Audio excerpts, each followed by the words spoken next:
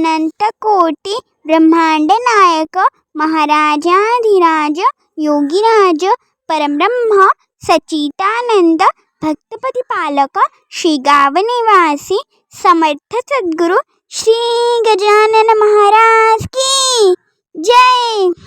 आजच्या अनुभवाला सुरुवात करूया. जय गजानन श्री गजानन गणगण गणात बोते. नमस्कार प्रेमळ भक्तांनो, तुम्हा सर्वांचं पुन्हा एकदा खूप खूप मनापासून स्वागत आहे. चला तर एका माऊली भक्ताच्या अनुभवाला सुरुवात करूया. अनुभवाचं नाव आहे भावभक्तीने जो भजत असे माऊली त्यावर प्रसन्न होत असे. जय गजानन. दादा म्हणतात, मी राजेंद्र कुलकर्णी, राहणार कल्याण.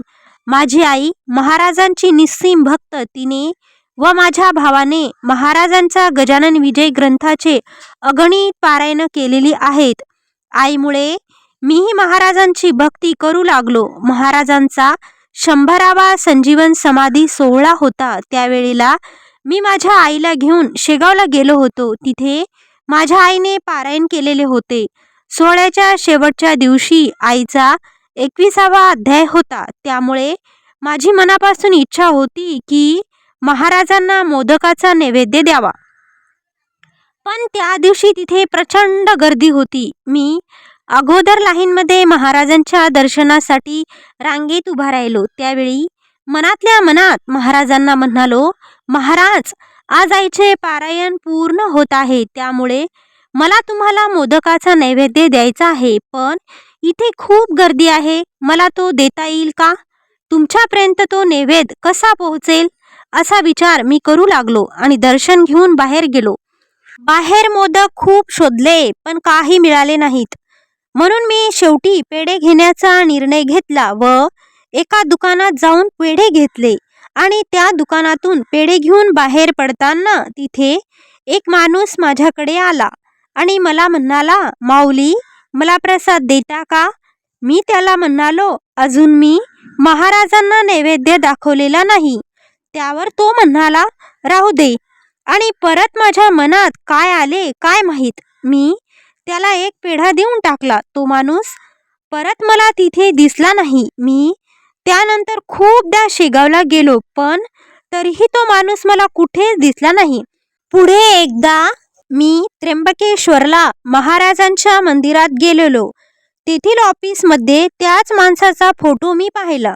तो फोटो बघून माझ्या अंगावर अक्षरशः काटे आले आणि त्यावेळेस मला समजले की 100वा संजीवन समाधी सोहळा दिनी प्रत्यक्ष महाराजांनी माझ्याकडून स्वतः येऊन नैवेद्य घेतला आणि त्याच दिवशी मी महाराजांना मनापासून हाक दिली आणि ते ऐकून महाराज प्रत्यक्ष स्वतः माझा नैवेद्य घ्यायला आले. महाराजांनी साक्षात दर्शन दिल्यामुळे मी स्वतःला खूप खूप भाग्यवान समजतो. ह्या सोहळ्याला घडलेली दुसरी घटना इथे मी सांगू इच्छितो. शताब्दी सोहळ्याच्या वेळेला मी एका दुकानामध्ये चहा पिण्यासाठी गेलेलो होतो आणि त्या दुकानात माझे 1900 रुपये पाकिटमधून खाली पडले. मी दुकानदाराला पैसे देण्यासाठी म्हणून 100 रुपये काढले. त्यावेळेला मला हे जाणवले की माझे एकूण 1900 रुपये कुठेतरी पडलेले आहेत. मी दुकानदाराला म्हटले की माझे 1900 रुपये दुकानात कुठेतरी पडले आहेत. त्यावर तो म्हणाला की इथे प्रचंड गर्दी आहे आणि सकाळपासून 700 ते 800 लोक येऊन गेलेले आहेत. तुमचे पैसे मिळणे थोडे अवघड आहे. तरी तुम्ही जिथे बसला होता तिथे जाऊन बघा.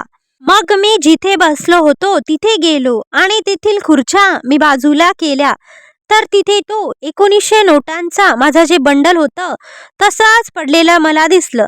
अशा पद्धतीने महाराजांनी माझे हरवलेले पैसे मला मिळवून दिले.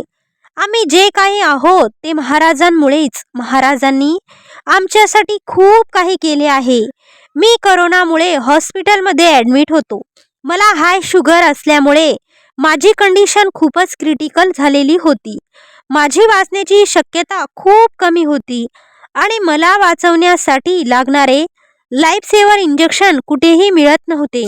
अशा वेळी महाराजांच्या कृपेने एक एक इंजेक्शन आम्हाला मिळत गेले आणि ती वेळेवर दिल्यामुळे मी वाचलो. पण त्यावेळेला एक क्षण असा आलेला होता की माझे हृदय काही वेळासाठी बंद पडलेले होते. मॉनिटरवर पूर्ण सरळ रेषा दिसत होती. मला जाणवत होते की मला ट्रीटमेंट देणारे डॉक्टर आणि नर्स खूप लांब उभा राहून मॉनिटर करत होते. त्यांनी तिथे सरळ रेषा बघून 1 2 3 4 5 6 7 असे काउंट करायला सुरुवात केलेली.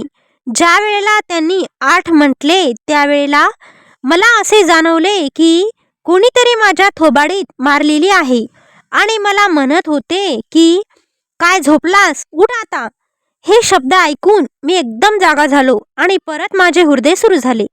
मला तारणारे, मला झोपेतून जागे करणारे आणि मला मरणाच्या दारातून परत माघारी आणणारे दुसरे तिसरे कोणी नसून आमचे महाराज, आपल्या सर्वांचे गजानन महाराज होते. महाराजांच्या कृपेमुळे आज मी कोरोनासारख्या भयानक संकटावर मात करून व्यवस्थित सुखरूप घरी आलो. ही सर्व महाराजांचीच कृपा. मला असे वाटते की महाराज आपल्यासाठी खूप काही करतात. आपण पण महाराजांसाठी काहीतरी करायलाच हवे. माझे खूप सारे मित्र शेगाव शेजारीच राहत होते, पण कधीही शेगावला गेलेले नव्हते. मी त्यांना म्हणालो की तुम्ही माझ्याबरोबर कमीत कमी आनंद सागर बघायला तरी चला.